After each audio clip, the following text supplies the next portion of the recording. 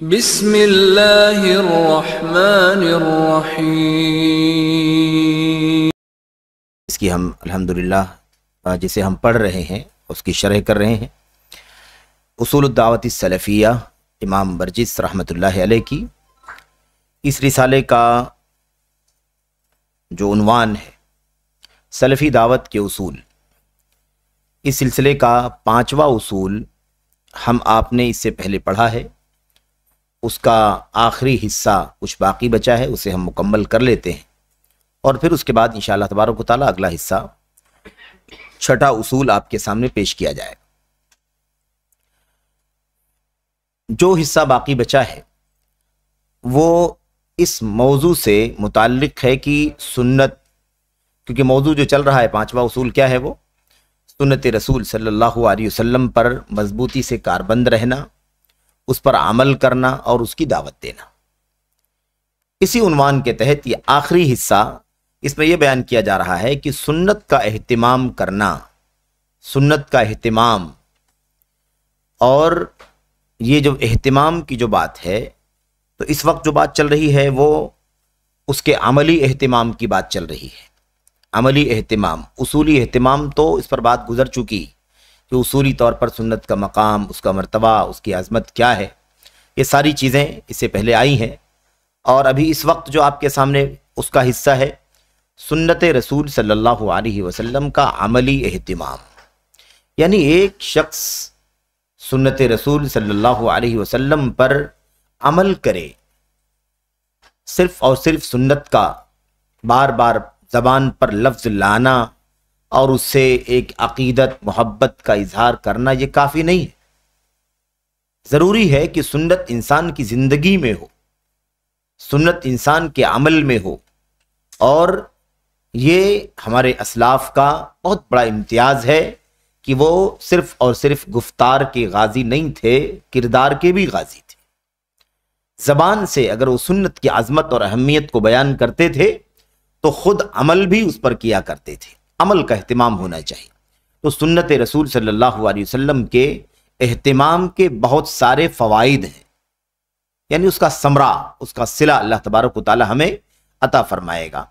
تو ہمیں یہ بھی یاد رکھنا ہے کہ ہمیں سنت رسول صلی اللہ علیہ وسلم پر عمل کرنے، اس کا اہتمام کرنے سے بہت کچھ اللہ تبارک و تعالی کی طرف سے فضل، اجر، ثواب اور اس کے صلے میں ہمیں درجہ اور بدلہ ملے گا۔ نمبر 1 کہتے ہیں، سب سے جو بہت ساری چیزیں ہیں، مطلب کہتے ہیں کہ لا تحصا، شمار سے باہر ہیں، اتنے فوائد ہیں سنت کے اہتمام کے جو شمار سے باہر ہیں، ہم گن بھی نہیں سکتے کتنے فضائل اور کتنے فوائد ایک بندے کو سنت رسول پر اہتمام پر عمل کرنے اور اس کا اہتمام کرنے سے حاصل ہوں گے۔ لیکن چند کا یہاں پر ذکر ہے، کہتے ہیں نمبر 1 وہ یہ ہے کہ جو بھی سنت کا التزام کرے گا، سنت کی مکمل پابندی کرے گا، یہ بہت بنیادی مسئلہ ہے۔ سنت رسول صلی اللہ علیہ وسلم کا مستقل اہتمام، مستقل التزام، پابندی، اس پر کاربند رہنا، اسے زندگی کا دستور بنا لینا، ہمیشہ اس پر عمل کرتے رہنا، یہ بہت بنیادی شرط ہے، اور اس کے لیے ہمارے اسلاف حضرات صحابہ کرام خاص طور پر معروف ہیں کہ ان کے یہاں ان کی زندگی میں سنت کا اہتمام کتنا پایا جاتا تھا۔ تو جو شخص سنت کا اہتمام کرتا ہے، اس کو پابندی سے عمل میں لاتا ہے، اس کو کیا حاصل ہوتا ہے؟ ایک فائدہ یہ حاصل ہوتا ہے کہ اسے اللہ تبارک و تعالیٰ کے یہاں محبوبیت کا درجہ مل جاتا ہے۔ محبوبیت کا درجہ یعنی اسے اللہ تبارک و تعالیٰ محبوب بنا لیتا ہے، اللہ تبارک و تعالیٰ اس سے محبت کرتا ہے۔ اب یہ خود اپنے آپ میں ایک بہت بڑا کام ہے کہ بندہ اللہ تبارک و تعالیٰ سے محبت کرنے لگے، بندہ اللہ تبارک و تعالیٰ سے محبت کرے، یہ ایک درجہ ہے۔ بلا شبہ جو بندہ اللہ تعالیٰ سے محبت کرنے لگے، بہت بڑے شرف کی بات ہے، بہت بڑے سعادت کی بات ہے کہ بندہ اللہ تبارک و تعالیٰ سے محبت کرنے لگا ہے، اللہ تبارک و تعالیٰ کو اس نے اپنا محبوب بنا لیا ہے۔ لیکن اس سے کئی گنا بڑا درجہ، اس سے کئی گنا اونچا مقام یہ ہے کہ بندہ محب کے بعد محبوب بن جائے اللہ تبارک و تعالیٰ کا۔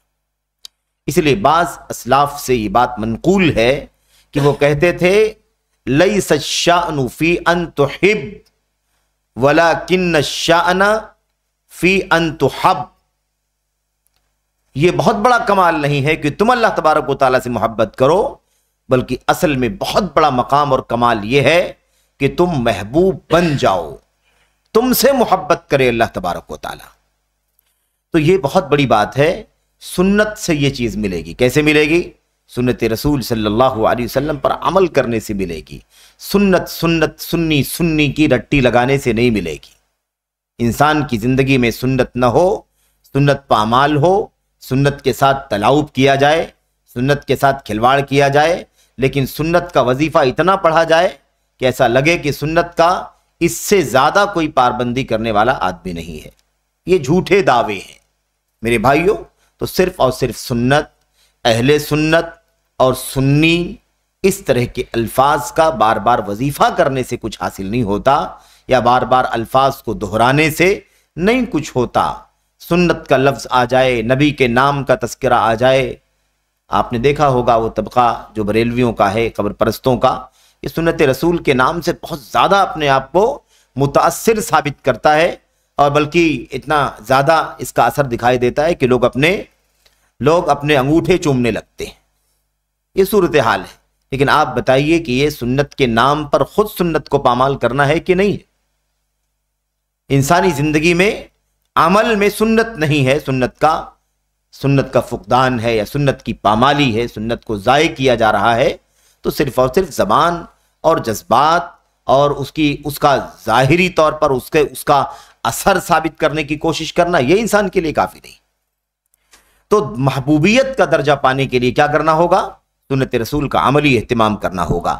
نبی کریم صلی اللہ علیہ وسلم کی وہ حدیث جو حدیث قدسی کہلاتی ہے، جس میں نبی کریم صلی اللہ علیہ وسلم اپنے رب سبحانہ و تعالی سے روایت کرتے ہیں، جس کو حدیث الولایا کے نام سے جانا جاتا ہے۔ اس روایت کے اندر کیا بات ہے؟ اللہ تبارک و تعالی فرماتا ہے، اللہ کے نبی علیہ السلام کہتے ہیں، یقول اللہ سبحانہ و تعالی، اللہ تبارک و تعالی فرماتا ہے، کیا فرماتا ہے؟ لا یزال عبدی یتقرب الی بالنوافل حتی احبہ، میرا بندہ مسلسل، اسی لیے کیا کہا؟ التزام، مکمل پابندی، بار بار، ہمیشہ۔ ایسا نہیں کبھی جوش میں آیا تو سنت پر عمل کر لیا، اور اس کے بعد جب فراموش کیا، بھول گیا، غفلت کا شکار ہوا تو سنت کو ضائع کر دیا۔ اس لیے بہت بڑی بات یہ ہے کہ اللہ تبارک و تعالیٰ کو نوافل میں، فرائض میں تو کوئی چھٹی ہے نہیں سوائے عذر کے، سوائے عذر شرعی کے، فرائض میں، واجبات میں کوئی کسی بھی طرح کی چھوٹ نہیں ہے۔ لیکن نوافل اور مستحبات کا مسئلہ یہ ہے، مندوب اعمال کا مسئلہ یہ ہے کہ اس میں اللہ تبارک و تعالی ہم سے، آپ سے بہت زیادہ نہیں پسند کرتا کہ بہت زیادہ ہم کر لیں، کسی ایک دن بہت زیادہ کر ڈالیں، یہ اللہ تبارک و تعالی پسند نہیں کرتا، بلکہ اللہ تعالی یہ پسند کرتا ہے کہ ہم تھوڑا کریں لیکن مسلسل کریں، پابندی کریں۔ اگر آپ نے 2 رکعت نفل کا اہتمام کیا ہے تو آپ 2 ہی پڑھیں، ضروری نہیں کہ آپ 2، 4، 6، 8، 10 پڑھنا شروع کر دیں، آپ 2 ہی پڑھیں، لیکن ہمیشہ پڑھیں، تسلسل کے ساتھ پڑھیں، پابندی کریں، ایک معمول بن جائے کہ میں 2 رکعت نفل پڑھ رہا ہوں، 2 رکعت پڑھنا ہے مجھے۔ لیکن یہ نہیں ہونا چاہیے کہ آپ جوش میں آئے، یا مجھے بہت زیادہ شوق پیدا ہو گیا تو میں 2 رکعت آج پڑھا، 10 رکعت پڑھ ڈالا، کل 10 رکعت پڑھ ڈالا، اور اس کے بعد میں نے چھوڑا تو پھر چھوڑ دیا۔ یہ اللہ تبارک و تعالیٰ کو پسند نہیں۔ ایک صفحہ کی تلاوت کروں، ڈیلی 1 صفحے کی تلاوت کروں، آدھے صفحے کی کروں، 1.5 صفحے کی کروں، 2 کی کروں، جو اللہ تبارک و تعالیٰ حالات کے حساب سے، ظروف کے حساب سے موقع دے، لیکن اہتمام اللہ تبارک و تعالیٰ کی کلام کی تلاوت کا ہمیشہ ہونا، تسلسل کے ساتھ ہونا چاہیے۔ آدمی جوش میں آئے، کسی موسم میں آئے، کوئی فضا مل جائے اسے، ہے نا، ہوا چل رہی ہے تو ساتھ میں چلے، ایسا نہیں ہونا چاہیے کہ آج بیٹھا 10 پارہ پڑھ ڈالا، پورا دن اٹھا نہیں، سارے کام چھوڑ کے چھٹی کر کے 10 پارے کی تلاوت کر ڈالا، اور اس کے بعد دوسرے دن سے کچھ نہیں۔ تو اللہ تبارک و تعالیٰ زیادہ نہیں چاہتا ہے، لیکن اہتمام مسلسل چاہتا ہے، کم صحیح لیکن دوام۔ تو ان احب الاعمال الی اللہ ما داوم علیہ صاحبہ وان قل، چاہے کم ہو لیکن عمل کرنے والا اس پر مداومت، ہمیشگی برتے، ہمیشہ اہتمام ہونا چاہیے۔ تو بہرحال محبوبیت کا درجہ کیسے ملے گا؟ محبوبیت کا درجہ ملے گا اللہ تبارک و تعالیٰ کے یہاں سنت رسول کا التزام کرنے کی وجہ سے۔ اللہ تعالیٰ فرماتا ہے میرا بندہ مسلسل مجھ سے نوافل کے ذریعے سے قریب ہوتا رہتا ہے، اس سے قریب ہونے کے لیے نوافل کا مستقل اہتمام کرتا ہے۔ لا یزال، زائل نہیں ہوتا یعنی ہمیشہ کرتا ہے، یہ عربی زبان کی تعبیر ہے، اس کا انداز ہے یہ۔ تو لا یزال عبدی، برابر مسلسل میرا بندہ کیا کرتا ہے؟ تقرب حاصل کرتا ہے، مجھ سے قریب ہونے کی کوشش کرتا ہے، فرائض کے بعد نوافل کا اہتمام کر کے، حتی احبہ، یہاں تک کہ میں اس سے محبت کرتا ہوں، یہاں تک کہ میں اسے محبت کرنے لگتا ہوں، یہاں تک کہ میں اس سے محبت کرتا ہوں، اسے اپنا محبوب بنا لیتا ہوں۔ تو یہ آیت قریب، یہ حدیث کا جو ٹکڑا ہے حدیث قدسی کا، یہ صاف ہے نوافل کا اہتمام کرنے کی وجہ سے اللہ تبارک و تعالیٰ کی محبوبیت کا درجہ ملے گا۔ یہ نبی کریم صلی اللہ علیہ وسلم کی سنت سے ملا ہے کہ نہیں ملا ہے؟ یہ نوافل کہاں سے ملے؟ شریعت کہاں سے آئی؟ کس کے ذریعے سے ہمیں ملی؟ یہ نبی کریم صلی اللہ علیہ وسلم کا، آپ کا طریقہ، آپ کا عمل، آپ کا اسوہ ہے، اس پر ہمیشہ عمل کرنے کا صلہ یہ ملے گا کہ ہمیں اللہ تبارک و تعالیٰ کے ہاں محبوبیت کا درجہ مل جائے گا۔ تو بہرحال یہ ایک بہت بڑا فائدہ ہے۔ آگے اللہ کے نبی علیہ السلام نے فرمایا کہ اللہ تبارک و تعالیٰ فرماتا ہے اور جب میں اس سے محبت کرتا ہوں اپنے بندے سے تو میں اس کا کان بن جاتا ہوں جس سے وہ سنتا ہے، اس کی آنکھ بن جاتا ہوں جس سے وہ دیکھتا ہے، اس کا پیر بن جاتا ہوں جس سے وہ چلتا ہے، اس کا ہاتھ بن جاتا ہوں جس سے وہ پکڑتا ہے، اور اگر وہ مجھ سے سوال کرتا ہے، مجھ سے مانگتا ہے کچھ یا مجھ سے مانگے کچھ تو میں ضرور بھی ضرور اسے دوں گا، یا مانگتا ہے تو میں ضرور بھی ضرور اسے دیتا ہوں۔ وَلَئِنِ اسْتَعَاذَنِي لَأُعِيذَنَّهُ، اور اگر وہ مجھ سے پناہ طلب کرتا ہے تو میں اسے ضرور پناہ دیتا ہوں۔ اگر وہ میری پناہ میں آنا چاہتا ہے، کسی شر سے، کسی مصیبت سے، کسی انحراف سے اگر وہ بچنے کی مجھ سے التجا کرتا ہے تو میں اسے واقعی اس سے بچا لیتا ہوں۔ یہ ہے اللہ تبارک و تعالیٰ کی محبوبیت کے ثمرات۔ محبوبیت مل گئی، اس کے ثمرات کیا ہوں گے؟ اللہ کان بن جائے گا۔ اب یہاں پر صوفیوں والا عقیدہ نہیں آنا چاہیے کہ اللہ تبارک و تعالیٰ کان بن جاتا ہے یعنی اللہ تبارک و تعالیٰ بندے میں حلول کر جاتا ہے، جیسے شکر پانی میں مل کر کے ایک ہو جاتے ہیں، دودھ میں مل کر کے ایک ہو جاتے ہیں، شیر و شکر۔ یہ حلول والا جو عقیدہ ہے یہ سراسر گمراہی کا عقیدہ ہے جو صوفیوں کے ہاں پیدا ہوا، اور یہ تصوف کی میرے بھائیوں گمراہیوں کی بہت بڑی مثالوں میں سے ایک مثال ہے حلول کا عقیدہ۔ تو میں اس کا کان بن جاتا ہوں۔ صوفیہ کہتے ہیں اللہ تعالیٰ فرماتا ہے کان بن جاتا ہوں جس سے وہ سنتا ہے، گویا کہ اللہ تبارک و تعالیٰ بندے میں مکس ہو جاتا ہے، استغفر اللہ۔ ایسے ہی میں اس کی آنکھ بن جاتا ہوں جس سے وہ دیکھتا ہے، یعنی اللہ تبارک و تعالیٰ بندے میں مکس ہو جاتا ہے، مل جاتا ہے، تحلیل کر جاتا ہے۔ ایسے اس کا پیر بن جاتا ہوں، اس کے ہاتھ بن جاتا ہوں۔ یہ جو تعبیر ہے اللہ تبارک و تعالیٰ نے بیان فرمائی ہے، اس کا معنی کیا ہے؟ اس کا معنی یہ ہے کہ اللہ تبارک و تعالیٰ اس محبوب کو، جس کو اللہ نے محبوب بنایا ہے، اس محبوب کو کیسے کرتا ہے؟ اس محبوب کے اعضاء اور جوارح کو اپنی مرضی اور پسندیدہ چیزوں میں لگا دیتا ہے۔ اس کا کان بن جاتا ہوں جس سے وہ سنتا ہے، یعنی ایسی چیزوں میں ہی وہ اپنے کانوں کو لگاتا ہے جو میری رضا کی چیزیں ہوتی ہیں، وہی سنتا ہے جسے پسند کرتا ہوں میں، وہی سنتا ہے جو اس کے لیے اجر کا باعث ہوتی ہے، وہی سنتا ہے جس کے ذریعے سے اللہ تبارک و تعالیٰ اس کے کانوں سے گزر کر اس کے دل میں ایمان، توحید، اخلاص، للہیت، نیکی، طہارت، حسنات کا جذبہ پیدا کرتا ہے، تقوی کا جذبہ پیدا کرنے والی چیزیں ہیں، ایسی ہی چیزوں کو سنتا ہے۔ آج تو میڈیا کا دور ہے، لوگ اپنے کان میں ایئر فون لگائے رہتے ہیں، اور آج کل تو اتنا باریک آ گیا ہے کہ کبھی کبھی لگتا ہے کہ آدمی کس سے بات کر رہا ہے، اس کا دماغ کہاں لگا ہوا ہے۔ پھر آدمی کا بہت غور کرنے کے بعد اس کی نظر جاتی ہے کہ نہیں، کوئی باریک سا اس کے کان میں کوئی ڈیوائس لگا ہوا جس کے ذریعے سے وہ موبائل سے جڑا ہوا ہے یا کسی آن لائن سسٹم سے جڑا ہوا ہے، اور وہ اس کے واسطے سے کچھ وہ سن رہا ہے، اور ایسا لگتا ہے کہ سارا زمانہ لگا ہوا ہے کار خیر میں، سب قرآن کی تلاوت سن رہے ہوں گے، سب کوئی ذکر، سب کوئی اللہ تبارک و تعالیٰ کے دین کی دین اور اس کی شریعت سے متعلق علم حاصل کرنے سے متعلق ہے نا دروس سن رہے ہوں گے، خطابات سن رہے ہوں گے۔ میرے بھائیوں، یہ بھی ایک بہت بڑا مسئلہ ہے آج کل کہ آدمی اس کے ذریعے سے نہ جانے کہاں کہاں سے جڑ جاتا ہے اور کیا کیا سنتا ہے، اس کا حساب تو وہی اللہ تبارک و تعالیٰ کو دے سکتا ہے۔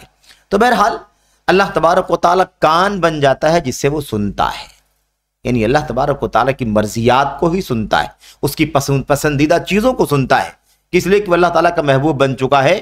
اور اب یہ ممکن نہیں ہے کہ وہ ایسی چیزوں کو سنے یا اللہ تبارک و تعالیٰ اپنے اس محبوب بندے کو کوئی ایسی چیز سننے دے جو اس کی رضا کی چیز نہ ہو، اس کی ناراضگی کی چیز ہو، اس کے لیے شر کا باعث ہو، گناہ کا باعث ہو، اس کو نقصان پہنچانے والی چیز ہو۔ ایسی چیز کو اللہ نہیں سننے دیتا، ایسی چیز کو اللہ تبارک و تعالیٰ اسے نہیں دیکھنے دیتا جو اس کی رضا کی چیز نہیں ہے۔ منکرات کو نہیں دیکھنے دیتا، حرام کو نہیں دیکھنے دیتا، فلموں کو نہیں دیکھنے دیتا، شہوت کی چیزوں کو نہیں دیکھنے دیتا۔ اللہ تبارک و تعالیٰ اس کے کان کی حفاظت کرتا ہے، اس کی آنکھوں کی حفاظت کرتا ہے، اس کے پیروں کو اس کا پیر بن جاتا ہے جس سے وہ چلتا ہے، یعنی اللہ تبارک و تعالیٰ اس کے پیروں کو اپنے قابو میں کرتا ہے، وہیں چلاتا ہے جو اللہ تبارک و تعالیٰ کی رضا کی راہ ہوتی ہے۔ اللہ تعالیٰ اپنی رضا کی راہوں میں ہی چلاتا ہے۔ ایسے اس کا ہاتھ بن جاتا ہوں جس سے وہ پکڑتا ہے، کسی بھی چیز کو اگر وہ ہاتھ لگاتا ہے تو وہ ایسی ہی چیز ہوتی ہے جو درست ہو، صحیح ہو، حلال ہو، اس پر اس کو فائدہ ملے، فائدہ نہ ملے تو نقصان نہ ملے۔ یہ ہے اللہ تبارک و تعالیٰ کے کہ اپنے محبوب بندے کے کان بن جانے، آنکھ بن جانے، ہاتھ بن جانے، پیر بن جانے کا معنی یہ نہیں ہے کہ اللہ تبارک و تعالیٰ اپنے بندے میں حلول کر جاتا ہے، اس میں داخل ہو جاتا ہے، اس کا پیر اللہ کا پیر، ایسا نہیں، اس کا معنی یہ نہیں ہے، یہ تو صوفیت کا حلول کا عقیدہ ہے۔ بہرحال اللہ تبارک و تعالیٰ نے اس کے بعد اخیر میں بات واضح کر دی، وہ اتنا پیارا میرا بندہ ہے، اتنا پیارا ہے میرا بندہ، اتنا محبوب ہے مجھے، اتنا عزیز ہے کہ اگر وہ مجھ سے کچھ مانگتا ہے تو میں اسے ضرور دیتا ہوں، اگر وہ مجھ سے کچھ مانگے تو میں اسے ضرور دوں گا، اگر مجھ سے پناہ طلب کرتا ہے تو میں اسے ضرور پناہ دیتا ہوں۔ آپ سوچئے کہ اللہ تبارک و تعالیٰ سے ہم مانگتے ہیں، کبھی کبھی نہیں ملتا ہے نا، ہم کو ایسا لگتا ہے، لیکن اگر اللہ تبارک و تعالیٰ کی محبوبیت مل گئی ہے تو کسی نہ کسی ذریعے سے، کسی نہ کسی طرح سے اللہ تبارک و تعالیٰ اسے اس کی مانگی ہوئی چیز کو دیتا ہی ہے۔ جیسا کہ اللہ کے نبی علیہ الصلوۃ والسلام نے فرمایا کہ ایک بندے مومن، اور جو بندے مومن ہے وہی اللہ کا ولی ہے، وہی اللہ کا محبوب ہے، جو جتنا زیادہ ایمان میں، تقوی میں، سنت میں، حلال و حرام سے اپنے آپ کو، حلال و حرام کی تمیز کرنے میں اپنے آپ کو زیادہ سے زیادہ آگے رکھتا ہے، وہ اتنا ہی بڑا اللہ تبارک و تعالیٰ کا دوست اور اس کا محبوب بن جاتا ہے۔ تو اب یہاں پر یہ جو لفظ ہے نا کہ اگر مجھ سے مانگتا ہے تو میں اسے ضرور دیتا ہوں، ظاہر سی بات ہے کہ اللہ سے مانگ کر کے پانے کے لیے اللہ کی توحید شرط ہے کہ نہیں شرط ہے؟ اللہ کی توحید شرط ہے۔ اللہ کفار کو بھی دیتا ہے، وہ الگ مسئلہ، لیکن وہ امتحان کے طور پر دیتا ہے، اور یہ اللہ تبارک و تعالیٰ ولایت اور محبت کے طور پر نوازتا ہے اپنے عزیز کو، اپنے محبوب بندے کو اللہ تبارک و تعالیٰ بطور شرف اور سعادت عطا فرماتا ہے، ورنہ روزی کا ذمہ اللہ تبارک و تعالیٰ نے سب کا ہی لیا ہوا ہے۔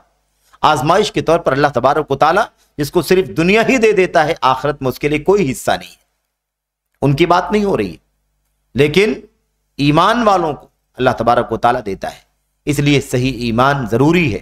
ہم کہتے ہیں دعاؤں کی قبولیت کے لیے کیا ضروری ہے؟ توحید ضروری ہے، سنت ضروری ہے، تقوی ضروری ہے، حرام کاموں سے اپنے آپ کو بچانا ضروری ہے۔ حرام کام کھانے میں، پینے میں اگر حرام کی ملاوٹ ہو گئی تو انسان کی دعا کی قبولیت رکتی ہے کہ نہیں رکتی؟ تو یہی معنی ہے اس کا، ہاتھ، پیر، کان، ناک، آنکھ بن جانا، یہ حقیقت کے معنی میں نہیں ہے جیسا کہ لوگ سمجھتے ہیں کہ حلول کے معنی میں، اس معنی میں ہے کہ اللہ تبارک و تعالیٰ اس کے تمام اعضاء اور جوارح کو قابو میں رکھتا ہے، حلال پر، جائز پر، اجر کے کاموں پر اسے مرکوز کرتا ہے، اس سے نکل کر کے آدمی بد عملوں، گنہگاروں اور ایسے ہی منکرات میں ڈوبنے والوں، فاسقوں، فاجروں کے راستے پر وہ نہیں چلتا، قابو میں رکھ کر کے اپنی زندگی گزارتا ہے۔ یہ اللہ تبارک و تعالیٰ کا نظام ہے۔ اسی لیے آپ نے دیکھا ہوگا، اور تاریخ میں ایسے واقعات بھی بہت سارے ہیں، اور آج بھی ہماری زندگی میں بھی ایسی مثالیں ملتی ہیں کہ اللہ تبارک و تعالیٰ اگر کسی کو گناہوں سے بچانا چاہتا ہے تو بقیہ سب کے سب ساتھی گناہوں میں ملوث ہو جاتے ہیں، لیکن ایک کو اللہ تبارک و تعالیٰ بچا کر کے نیکی کے راستے پر ڈال دیتا ہے۔ ایسے کتنے واقعات پیش آتے ہیں۔ تو یہ کیوں ہوتا ہے؟ اللہ تبارک و تعالیٰ کی محبوبیت ہوتی ہے، اللہ تبارک و تعالیٰ اسے اپنا محبوب بنا لیتا ہے، اس لیے اللہ گوارا نہیں کرتا ہے کہ میرا یہ بندہ اپنے آپ کو کسی بھی طریقے سے، کان کے ذریعے، آنکھ کے ذریعے، ہاتھ اور پیر کے ذریعے یا کسی اور ذریعے سے، شرمگاہ کے ذریعے سے حرام اور گناہوں میں لت پت کرے۔ اللہ اسے پسند نہیں کرتا، گوارا نہیں کرتا، کیونکہ وہ اللہ کا محبوب بن چکا ہے۔ تو یہ ہے بہرحال، یہ ہو گئی بات۔ دوسرا فائدہ کیا ہے؟ دوسرا فائدہ یہ ہے سنت رسول صلی اللہ علیہ وسلم پر مضبوطی سے کاربند رہنے کا، تمسک جس کو کہا جاتا ہے۔ تمسک مضبوطی سے پکڑنا، مسکا یمسکو کے معنی کیا ہوتے ہیں؟ پکڑنا، یا امسکا یمسکو کے معنی ہوتے ہیں پکڑنا، لیکن تمسک مضبوطی سے پکڑ لینے کو کہا جاتا ہے۔ اس کا فائدہ یہ ہے کہ سنت کے ذریعے سے فرائض کی کمیوں کی تلافی ہوتی ہے۔ فرائض میں جو کمی رہ گئی ہے نا، کبھی انسان فرائض میں کوتاہی کرنے کی وجہ سے، بعض انسانی بشری کوتاہیوں کی وجہ سے کہیں نہ کہیں کچھ کمی رہ جاتی ہے معمولی، تو اللہ تبارک و تعالی سنتوں کے ذریعے سے اس کی بھرپائی کر دیتا ہے، اس کی تلافی کر دیتا ہے۔ یہ اللہ تبارک و تعالی کے ہاں سنت کے اہتمام کا فائدہ ہے، سنت کے اہتمام کے فوائد میں سے ایک فائدہ ہے۔ اس حوالے سے نبی کریم صلی اللہ علیہ وسلم کی وہ حدیث ہمارے سامنے ہے، اس میں اللہ کے نبی نے فرمایا ان اول ما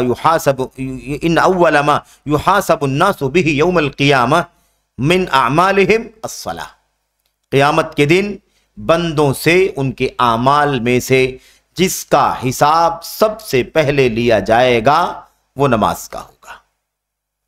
یہ باتیں، یہ بات یا ایسے وہ والی بات جس میں اللہ کے نبی نے فرمایا کہ سب سے پہلے بندے کا حساب قیامت کے دن جس بارے میں ہوگا وہ خون کے بارے میں ہوگا، کس نے کس کی جان لے لیا، کس نے کسی کو مرڈر کر دیا، کس نے کسی کو قتل کر، مثال کے طور پر اس بارے میں سب سے پہلا سوال ہوگا۔ اب یہ دونوں طرح کی حدیث ہیں ہمارے سامنے، سب سے پہلا سوال، سب سے پہلا حساب خون کے بارے میں، اور یہاں اللہ کے نبی نے فرمایا سب سے پہلا حساب نماز کے بارے میں۔ دو باتیں یہاں پر ہمیں خاص طور پر سمجھنی ہے۔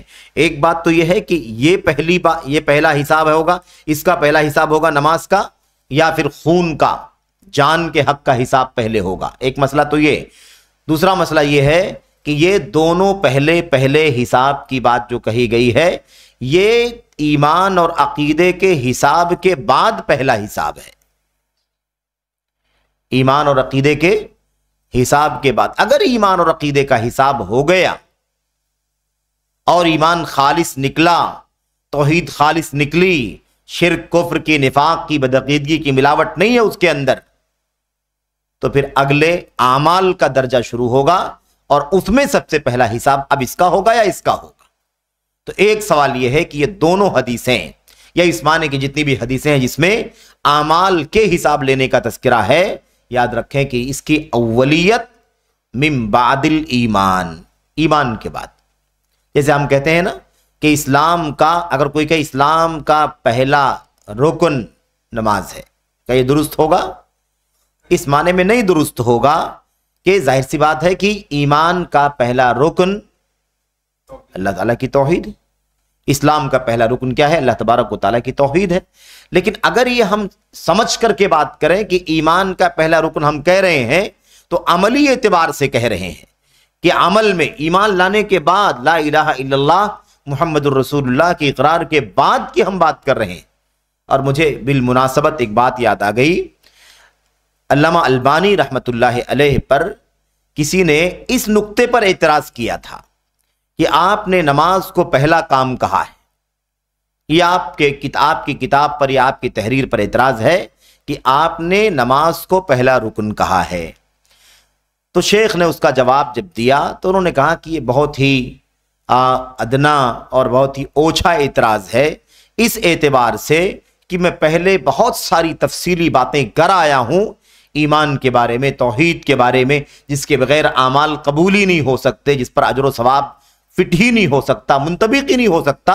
تو وہاں ساری باتیں طے ہو چکی ہیں کہ ایمان کا کا مضمون مکمل کرنے کے بعد میں کہہ رہا ہوں کہ پہلا کام کیا ہے؟ اب نماز کا ہے۔ تو یہ سمجھ لینا چاہیے جو توحید اور ایمان کی بات کرتا ہے، جس کا ایمان اور عقیدہ درست ہے، جو مرجی نہیں ہے مثال کے طور پر، یا جس کے ہاں عقید توحید میں خلل ہے، ایسا آدمی نہیں ہے، تو پھر یہ حتمی طور پر یہ بات طے ہے کہ نماز کا درجہ اگر وہ کہتا ہے کہ پہلا کام ہے تو اس کا مطلب توحید کے بعد پہلا کام ہے۔ خیر، تو سب سے اب یہ سوال پیدا ہوتا ہے کہ ٹھیک ہے ایمان کے بعد کی بات ہے یہ، تو اب ایمان کے بعد پہلا حساب، پہلا جو محاسبہ ہوگا وہ نماز کے بارے میں ہوگا یا فی الدماء، خونوں کے بارے میں ہوگا، جان لینے کے بارے میں ہوگا؟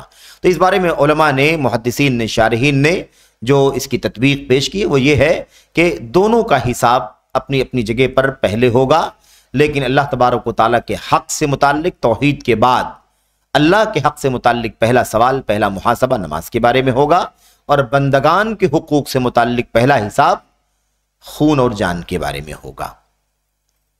اس کے بعد اللہ کے نبی فرماتے ہیں فَيَقُولُ اللَّهُ تَعَالَى لِمَلَائِكَتِهِ، حساب و کتاب کا جب وقت آئے گا تو اللہ تبارک و تعالیٰ اپنی ملائکہ سے، فرشتوں سے کہے گا انظروا لِصَلَاةِ عَبْدِي أَتَمَّهَا أَمْ نَقَصَهَا۔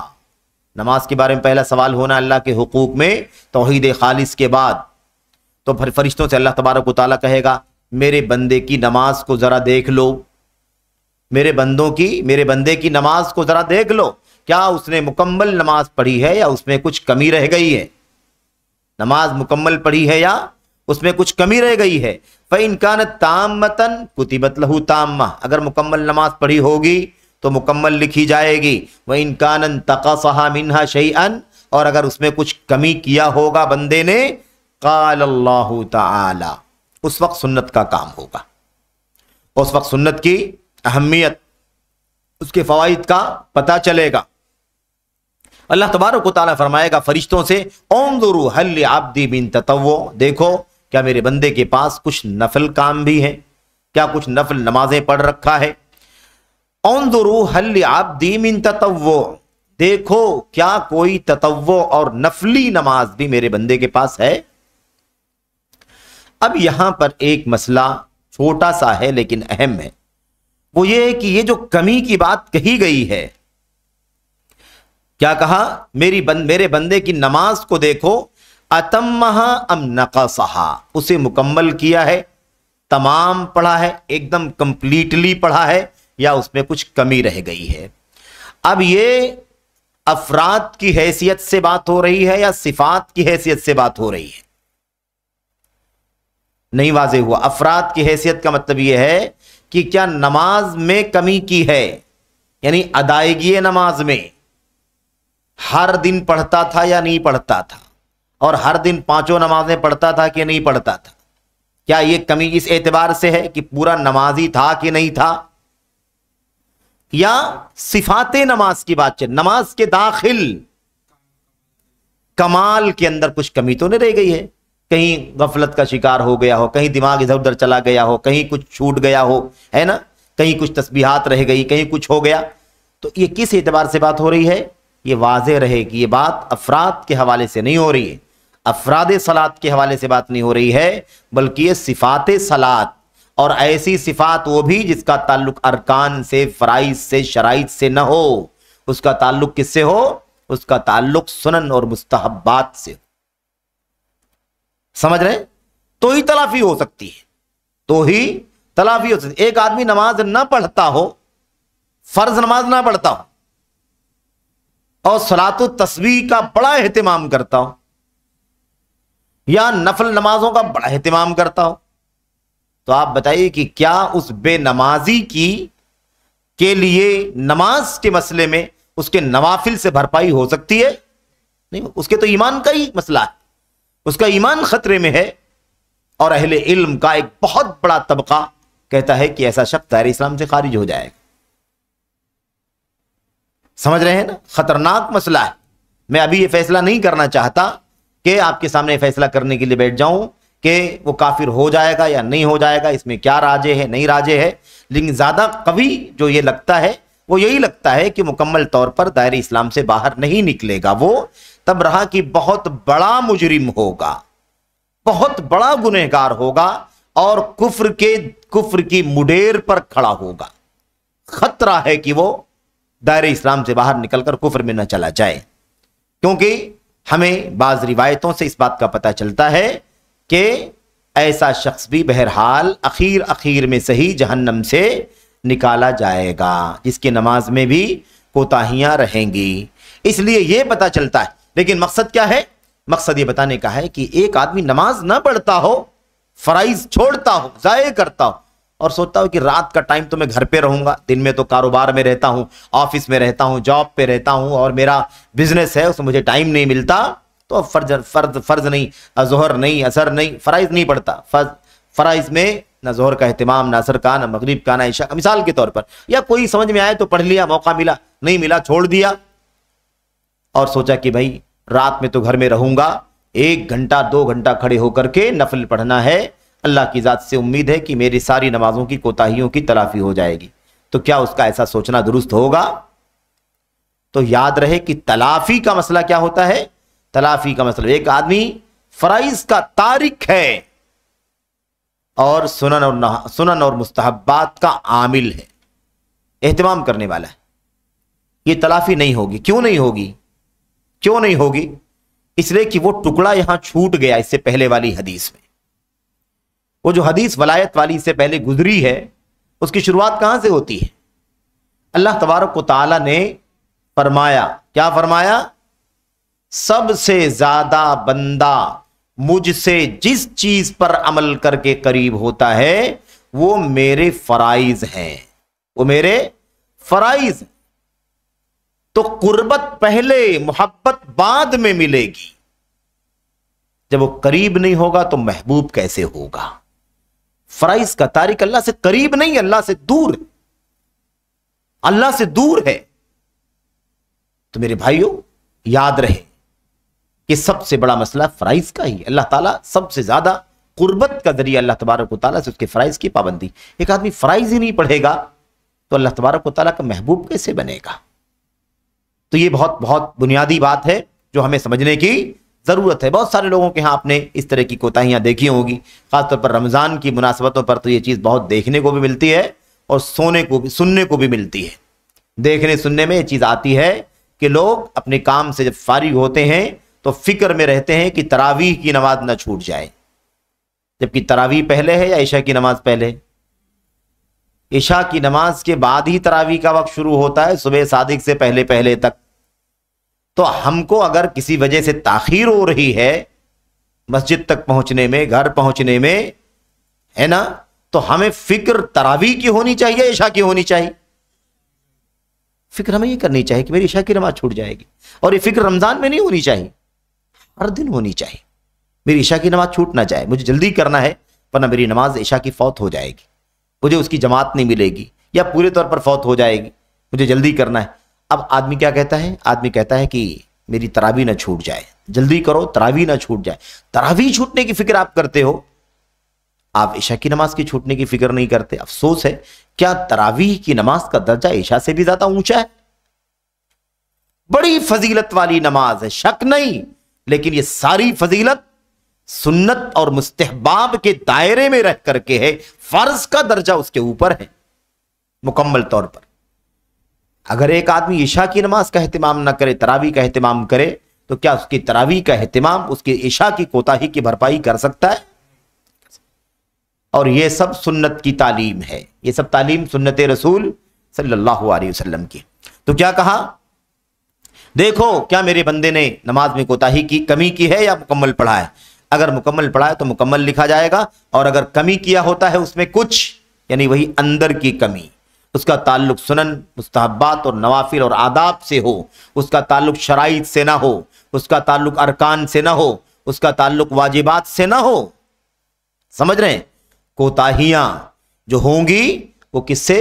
اللہ تبارک و تعالیٰ فرمائے گا دیکھو کیا میرے بندے کے پاس کچھ نفل ہے، فَإِن كَانَ لَهُ تَطَوُّعٌ، اگر اس کے پاس نفل ہوگا، اللہ تبارک و تعالیٰ فرمائے گا أَتِمُّوا لِعَبْدِي فَرِيضَتَهُ مِن تَطَوُّعِهِ، میرے بندے کے فرض میں ہونے والی کمی کو اس کے نفل سے مکمل کر دوں. تو یہ سنتوں کی برکت ہے، سنتوں کا فائدہ ہے. ایسے ہی سنت کے فوائد میں سے ایک فائدہ یہ بھی ہے کہ جو شخص سنت پر مضبوطی سے کاربند رہے گا، خاص طور پر آخری دور میں، خاص طور پر آخری دور میں، اب یہ دور آخری دور ہے کہ نہیں ہے؟ بہت سارے لوگوں نے تو قیامت کی بھی ڈیٹ بتلانا شروع کر دیا ہے، اور کئی بار لوگوں نے بتایا ہے، اور حیا بھی آنی چاہیے، شرم بھی آنی چاہیے بولنے والوں کو، پیشین گوئی کرنے والوں کو، کہ ہم کہتے ہیں اور 100% وہ جھوٹ ہوتا ہے، تو بات پہ حیا بھی آنی چاہیے کہ نہیں آنی چاہیے؟ اور کیا کریں گے، میڈیا کا دور ہے، پذیرائی کرنے والے ایسے بہت سارے لوگ رہتے ہیں جن کو اس سے کوئی فرق نہیں پڑتا، وہ پذیرائی بھی کرتے ہیں اور اس وعدے کے پیچھے پریشان بھی ہو جاتے ہیں، اور جب وعدہ جھوٹ نکلتا ہے تو پھر اللہ تعالیٰ توفیق بھی چھین لیتا ہے کہ اس پر وہ کوئی تبصرہ کرے۔ یہ محرومی کی بات ہے۔ تو یہ آخری دور ہے کہ نہیں ہے، یہ فیصلہ ہم تو نہیں کر سکتے، لیکن اتنا فیصلہ، اتنا تو اپنی آنکھوں کے سامنے ہم دیکھ رہے ہیں کہ کس طرح سے تیزی کے ساتھ شر بڑھتا چلا جا رہا ہے، برائیاں بڑھتی جا رہی ہیں، منکرات بڑھتے جا رہے ہیں، اور جو بات اس حدیث میں آگے آ رہی اس نقطے میں، وہ چیز ہمیں دھیرے دھیرے ایسا لگتا ہے کہ ہم اسی طرف جا رہے ہیں، دنیا اسی طرف جا رہی ہے۔ کیا ہے سنت کے فوائد میں سے؟ جو سنت کا مضبوطی سے تمسک کرنے والا ہوگا، خاص طور پر آخری دور میں، یعنی ابھی اور دھیرے دھیرے ہم آگے کی طرف ہی جا رہے ہیں، جب شر، برائی اور سنت سے دوری، دین سے دوری کا سلسلہ جو بڑھتا چلا جا رہا ہے، اس تناظر میں اللہ تبارک و تعالی ایسے لوگوں کو ایسے آخری دور میں سنت پر مضبوطی سے قائم رہنے کی وجہ سے بہت بڑا اجر عطا فرمائے گا، 50 گنا اجر عطا فرمائے گا۔ اللہ کے نبی صلی اللہ علیہ وسلم کی وہ حدیث ہمارے سامنے ہے۔ حضرت عتبہ بن غزوان رضی اللہ تعالیٰ عنہ کی روایت بیان کرتے ہیں کہ نبی کریم صلی اللہ علیہ وسلم نے فرمایا ہے، ان من ورائکم ایام الصبر، ان من ورائکم ایام الصبر للمتمسک فیہن یومئذ بما انتم علیہ اجر 50 منکم۔ قالوا یا نبی اللہ، یا قال یا نبی اللہ اوا منہم، قال بل منکم۔ یہ روایت اللہ کے نبی صلی اللہ علیہ وسلم کی معروف ترین روایت ہے، اور علامہ البانی رحمۃ اللہ علیہ نے اسے صحیح قرار دیا ہے، صحیح سنن ابو داؤد میں۔ خیر، یہاں جو بات خاص طور پر ہمیں سمجھنی ہے وہ یہ ہے، اللہ کے نبی علیہ الصلوۃ والسلام نے فرمایا ہے، صحابہ کو مخاطب کیا، صحابہ ہی آپ کے سامنے تھے، آپ نے ان کو مخاطب کیا اور آپ نے فرمایا تمہارے بعد، تمہارے پیچھے۔ اب یہ پیچھے فوراً یا کچھ اور دیر کے بعد یا کچھ اور دیر کے بعد، اس میں سب شامل ہے، اس میں سب شامل ہے، اس میں کوئی شک نہیں ہے۔ اللہ کے نبی علیہ الصلوۃ والسلام نے 3 قرون کی فضیلت کی بشارت دی ہے، لیکن ان 3 صدیوں کو بھی بالترتیب رکھا ہے، ثم الذین یلونہم، ہے کہ نہیں؟ سب سے اونچا مقام تو تمہارا ہے، اس کے بعد خیر اور بھلائی میں تمہارے بعد والے لوگ ہیں، پھر اس کے بعد خیر و بھلائی میں وہ ہیں جو ان کے بعد والے لوگ ہیں، تو بالترتیب ہے۔ بہرحال لیکن خیریت، بھلائی، نیکی، تقوی، طہارت، ایمان، اس اعتبار سے بعد والوں کے مقابلے میں یہ 3 سب سے زیادہ اونچے اور فضیلت اور برتری میں سب سے زیادہ فائق اور ممتاز ہیں، آئیڈیل بنا دیا گیا۔ اللہ کے نبی صلی اللہ علیہ وسلم نے فرمایا یقیناً تمہارے پیچھے صبر کے ایام آنے والے ہیں، تمہارے پیچھے بڑے صبر آزما ایام آنے والے ہیں، یعنی بہت کچھ برداشت کرنا ہوگا، بڑی مشکلات سے تم دین پر قائم رہ سکو گے، تمہارے پیچھے صبر آزما ایام یقیناً آنے والے ہیں۔ للمتمسک فیہن، ان صبر آزما دنوں میں دین پر، سنت پر مضبوطی سے قائم رہنے والے کو اللہ کے نبی نے فرمایا بما انتم علیہ اجر 50 منکم، اس چیز کے بدلے جس پر تم ہو، یعنی ساتھیو تم اس دور میں ہو، یہ صبر آزما ایام اس مقابلے میں نہیں ہے۔ اس کا مطلب یہ نہیں کہ نبی کے صحابہ کا دور صبر آزما نہیں تھا صبر آزما، صبر تو انسانی زندگی میں ہے ہی ہر حال میں، لیکن اللہ کے نبی نے جو پیشین گوئی فرمائی مستقبل کی، اس کے مقابلے میں ظاہر ہے کہ بہت امن اور عافیت کا دور تھا، اس لیے کہ اللہ کے نبی صلی اللہ علیہ وسلم ان کے بیچ میں موجود تھے۔ آپ علیہ الصلوۃ والسلام کا رہنا، میرے بھائی آپ نے کیا فرمایا تھا؟ آنا، اپنے بارے میں فرمایا میں اپنے صحابہ کے لیے امن والا ہوں اور میرے صحابہ میری امت کے لیے امن والے ہیں۔ جب تک میں ہوں تب تک یہ امن میں ہیں، جب تک یہ ہیں تب تک اس دور کے لوگ امن میں ہیں، اور جب یہ چلے جائیں گے دنیا سے تو پھر شر اور فساد کی شروعات ہو جائے گی، سلسلہ بڑھتا چلا جائے گا۔ اچھا، بات کیا فرمائی اللہ کے نبی نے؟ جس پر تم ہو اس کے بالمقابل، اس کے بدلے میں جو سنت پر عمل کرنے والا ہوگا اسے 50 کے برابر ثواب ملے گا۔ یعنی جس سنت پر آج تم عمل کر رہے ہو، اس صبر والے دن میں جو اس سنت پر عمل کرے گا، وہی کہا بما انتم علیہ، اس چیز کے بدلے جس پر تم ہو، اسی پر اس دور میں جو عمل کرنے والا ہوگا، مضبوطی سے پکڑنے والا ہوگا، وہ 50 لوگوں کے برابر اجر کا مستحق ٹھہرے گا۔ اب 50 لوگوں کے برابر اس کو ثواب ملے گا۔ صحابہ نے پوچھا اللہ کے نبی 50 کے برابر ثواب ملے گا تو یہ 50 کون سے 50 کے مقابلے میں؟ کیا اسی دور کے 50 لوگوں کے مقابلے میں اسے ثواب ملے گا، یا ہم لوگوں کے مقابلے میں 50 کے برابر ثواب ملے گا؟ یہ صحابہ کرام نے پوچھا تو اللہ کے نبی نے کیا فرمایا؟ بل منکم، نہیں، تمہارے مقابلے میں، یعنی جس سنت پر عمل کرنے سے تم میں سے 50 لوگوں کو جو ثواب ملتا ہے، ایک جو وہ اس دور میں سنت پر تمسک کرنے والے ایک شخص کو اتنا ثواب ملے گا، کیونکہ ان عظم الجزاء ما عظم البلاء، جتنا امن ہے، جتنی عافیت ہے، جتنا سکون ہے، جتنی راحت ہے، جتنی عیش و عشرت ہے، جتنی ناز و نعمت ہے، اتنے میں اتنی آسانی سے انسان دین پر چلتا ہے۔ تو ایک ہے نیکی کا ثواب اور ایک ہے حالات کی نزاکت اور اس کی مشکلات کا ثواب۔ سمجھ رہے ہیں کہ نہیں سمجھ رہے ہیں؟ اس لیے اللہ کے نبی علیہ السلام کی سنت پر عمل کرنے کا، اس پر تمسک اختیار کرنے کا فائدہ کیا ہے؟ اجر و ثواب بہت زیادہ بڑھ جاتا ہے۔ آپ نے دیکھا کہ اللہ کے نبی نے فرمایا کہ تم میں سے 50 لوگوں کے برابر ثواب ملے گا اس کو جو فتنوں کے ایام میں، صبر کے ایام میں میری سنت پر مضبوطی سے کاربند رہے گا۔ اب یہاں وہ بات آپ ایک بار اور یاد کر لیں، ہم نے شاید یہاں آپ سے ذکر کیا ہے یا کسی اور مجلس میں، کہ آخر اللہ کے نبی نے مستقبل میں جب بہت زیادہ اختلاف پیدا ہو جائے گا، اس وقت آپ نے کیا فرمایا تھا؟ میری سنت کو، میرے خلفائے راشدین کی سنت کو لازم پکڑنا، اور آپ نے اس بارے میں 3 جملے استعمال فرمائے تھے۔ علیکم تو آپ نے کہا ہی کہ لازم پکڑو، اور اس کے بعد آگے آپ نے کیا فرمایا؟ تمسکو بہا، یہ تمسک ہے۔ کیا کہا؟ تمسکو بہا، اور پھر آپ نے فرمایا وعضوا علیہا بالنواجذ۔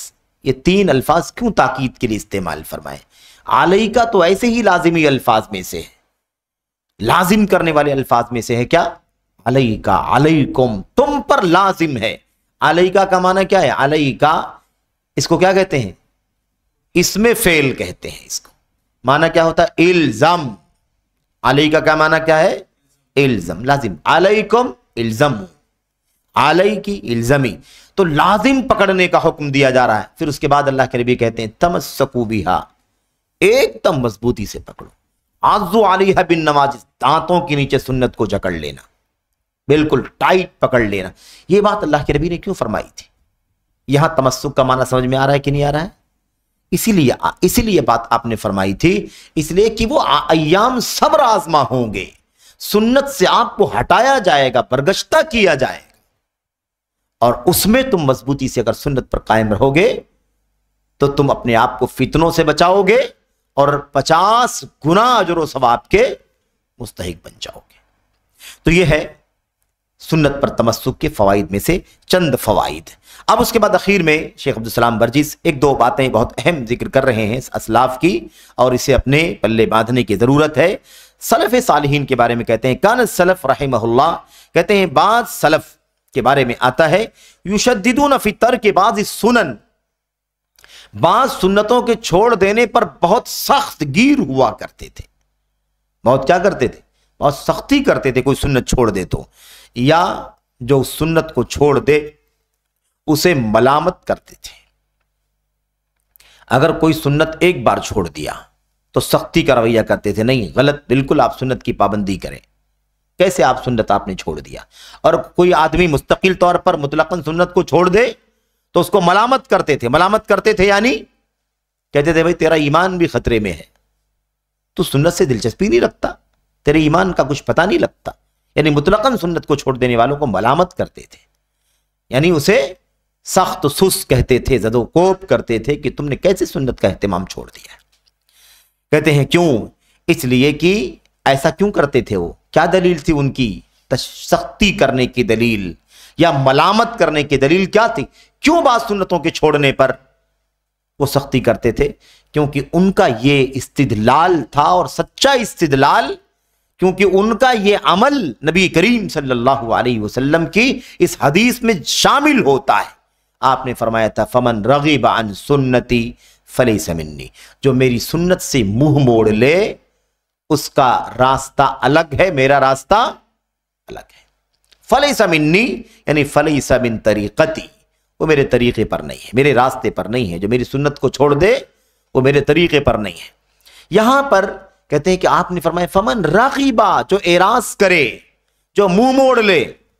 کہتے ہیں منہ موڑنے میں یہ بھی شامل ہوتا ہے کہ آدمی سنت کو چھوڑ دے یا سنت کو مکمل تو مطلقاً چھوڑ دے۔ اس لیے اسلاف کیا کرتے تھے؟ ملامت کرتے تھے اور سخت گیر ہوتے تھے۔ سنت کا اہتمام کرنا ضروری ہے، تم کو سنت چھوڑنے کی گنجائش نہیں ہے۔ یہ ہمارے اسلاف کا طریقہ تھا۔ تو ایک بات تو یہ ہے۔ اس کے بعد حضرت امام احمد بن حنبل رحمۃ اللہ علیہ کا وہ قول جو بہت مشہور قول ہے، بہت معروف قول ہے، کہتے تھے من ترک الوتر فہو رجل سوء، من ترک الوتر فہو رجل سوء لا ينبغي ان تقبل له شہادتہ۔ شہادہ امام احمد بن حنبل کہتے تھے کہ جس نے وتر کی نماز چھوڑ دیا وہ برا آدمی ہے۔ وتر چھوڑنے والا برا آدمی ہے۔ وتر کی نماز کا کیا حکم ہے؟ اس سے یہ بھی موقف معلوم پڑا کہ امام احمد بن حنبل کا موقف کیا تھا کہ وتر فرض نہیں ہے، وتر فرض نہیں، اس میں کوئی شک نہیں، راجح موقف یہی ہے کہ وتر یہ فرض نہیں ہے، بالکل تاکیدی سنت ہے، سنت ہے لیکن سنت میں اس کا درجہ بڑھا ہوا ہے، تاکیدی ہے، لیکن فرض کے دائرے میں نہیں آتا۔ اہتمام بھرپور ہونا چاہیے۔ امام احمد بن حنبل کہتے ہیں جو وتر کی نماز چھوڑ دے وہ برا آدمی ہے اور ایسے شخص کی گواہی قبول نہیں کی جانی چاہیے۔ دیکھا آپ نے، آج مسئلہ بدل گیا، معیار بدل گیا۔ دنیاوی اعتبار سے کسی کو جج کرنے کے لیے دنیا کو لوگوں نے معیار بنا لیا ہے۔ اسلام یہ کہتا ہے کہ دنیاوی معیار کے لیے بھی دین کو معیار بنانے کی ضرورت ہے۔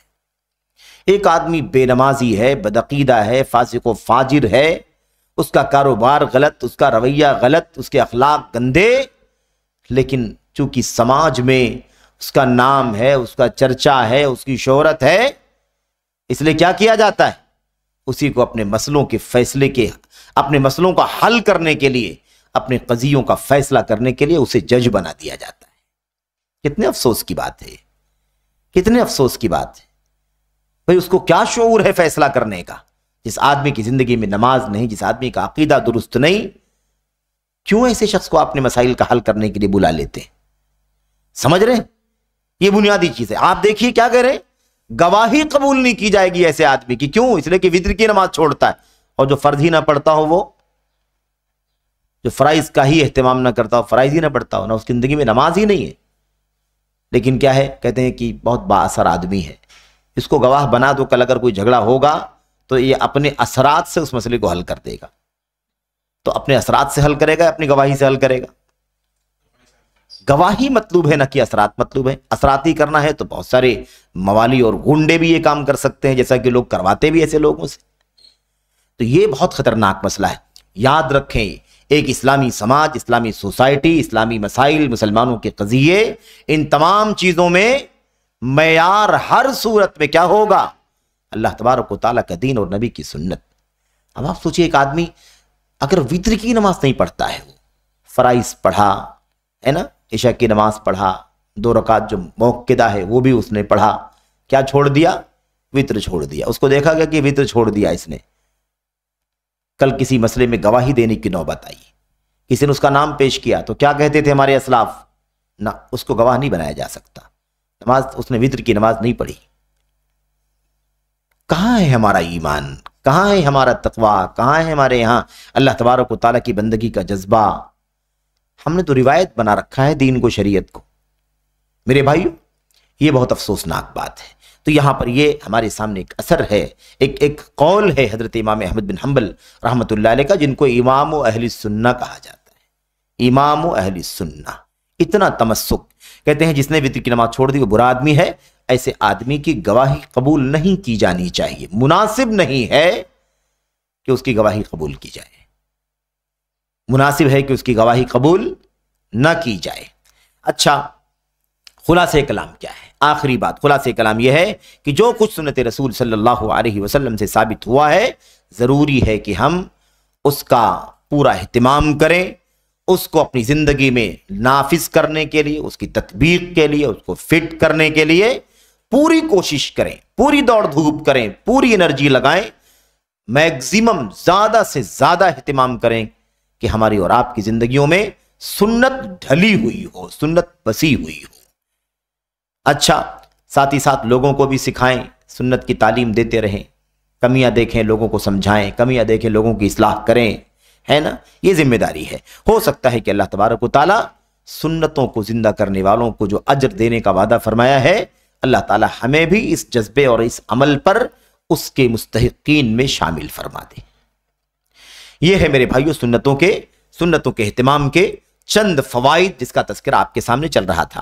یہاں پر یہ سلفی دعوت کے اصولوں میں سے جو 5واں اصول تھا وہ اختتام پذیر ہوا۔ اب ہم بلا تاخیر چھٹے اصول میں داخل ہو رہے ہیں۔ چھٹا جو اصول ہے ہمارے سامنے، یہ بھی بہت اہم اصول ہے، بہت بنیادی اصول ہے، اور یہ وہ مسئلہ ہے جو اس وقت کا، اس دور کا بہت حساس مسئلہ ہے۔ ہمیشہ سے یہ مسئلہ رہا ہے، یہ مسئلہ آج کا کوئی نیا نہیں ہے، پرانا مسئلہ ہے، لیکن اس دور کا یہ مسئلہ کچھ زیادہ ہی حساس ہے۔ وہ کیا ہے مسئلہ؟ اچھا ٹھیک ہے،